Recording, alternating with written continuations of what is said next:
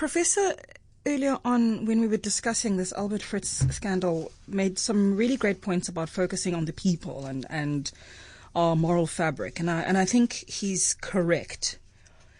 But there are two things happening here that I think are disturbing. So the one is, yes, the moral fabric, and that pertains to all of us in society.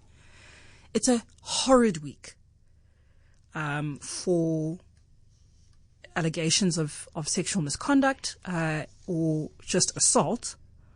We just had the Kannaland mayor, Jeffrey Donson, booted out of his mayorship on the back of the fact that he happened to be a convicted rapist.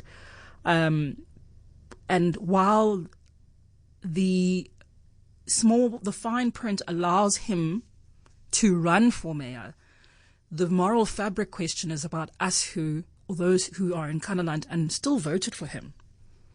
I can't imagine that in a small town it's not known that the guy who was the mayor was convicted for rape. And again, that befalls us. And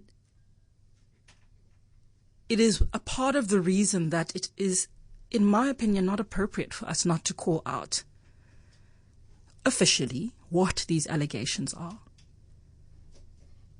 The Premier can say that he wants to protect the victims or the complainants, and that's fine. One never needs to know their names, but it is important to call out, in particular, powerful men for poor behavior, if such poor behavior is something that needs to be investigated.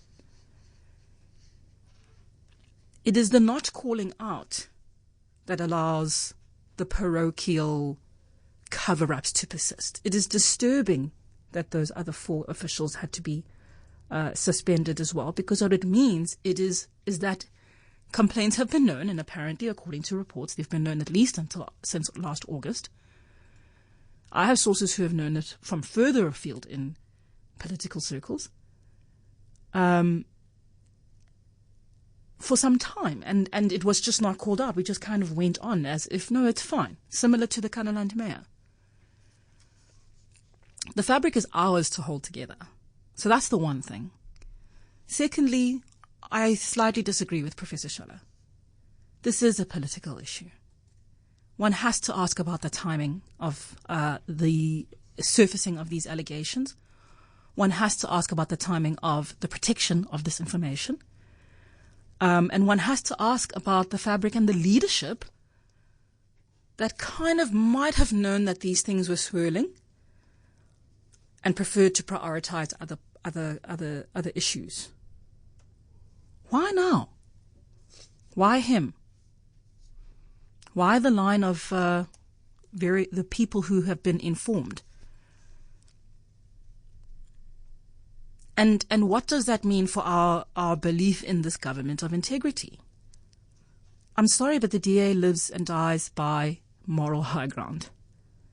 That is their persistent rallying cry to the voter. And I'm not pitting them against another party. They do that themselves. So it is important that beyond rules, regulations, small print and the like, that moral fabric and high ground either gets held up or its crumbling gets called out. Another MEC in just over a year. It's disappointing.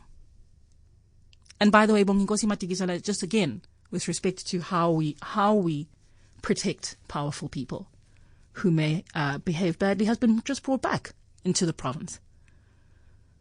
He's served his time out, and now he can come back. It raises questions about that high ground that is claimed, and I feel very strongly about that. Breakfast with Refilwe Malata on Cape Talk.